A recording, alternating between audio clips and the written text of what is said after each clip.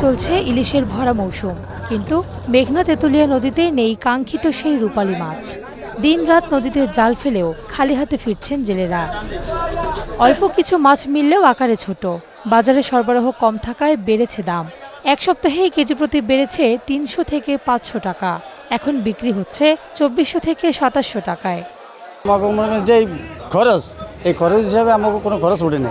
আমরা যে কাঙ্ক্ষিত যে লক্ষণীয় জেলেরা নদীতে নামছে, তাদের যে ধার দেনা ২ মাসের পোষানোর জন্য, সেই কাঙ্ক্ষিত মাছ জেলেরা পাচ্ছে না, বিদেশ জেলেরাও ধার দেনা দিতে পারছে না। ঘাটে আইসা দেখছি আমাদের মতো সম্ভব, আমাদের ফ্যামিলির মতো সম্ভব না মাছ কিনা। পরা মৌসুম চলা সত্ত্বেও নদীতে ইলিশ নাই বললেই চলে, আমাদের নাগালের বাইরে চলে যাচ্ছে। এই সংকট আরও বাড়িয়েছে ইলিশ রপ্তানি বন্ধ। দুর্গাপূজা উপলক্ষে ভারতের রপ্তানির অনুমতি পেয়েও বরিশালের রপ্তানিকারকরা বন্ধ রেখেছেন চালান পাঠানো, কারণ বাজারে মাছের সংকট।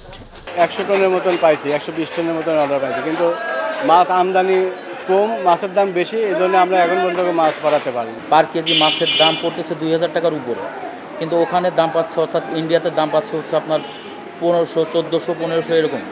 শুধু ভোলা বা বরিশাল নয়, বিভাগ জুড়ে একই চিত্র। মৎস্য বিভাগ বলছে, ইলিশের প্রজননে বাধা, জাটকা নিধন আর গতিপথ পরিবর্তনের কারণে কয়েক বছর ধরে উৎপাদন কমছে। মৎস্য অধিদপ্তরের পরিসংখ্যান অনুযায়ী দেশের মোট ইলিশের ৬৬% আসে বরিশাল বিভাগ থেকে। Ishrat Lubna, star news.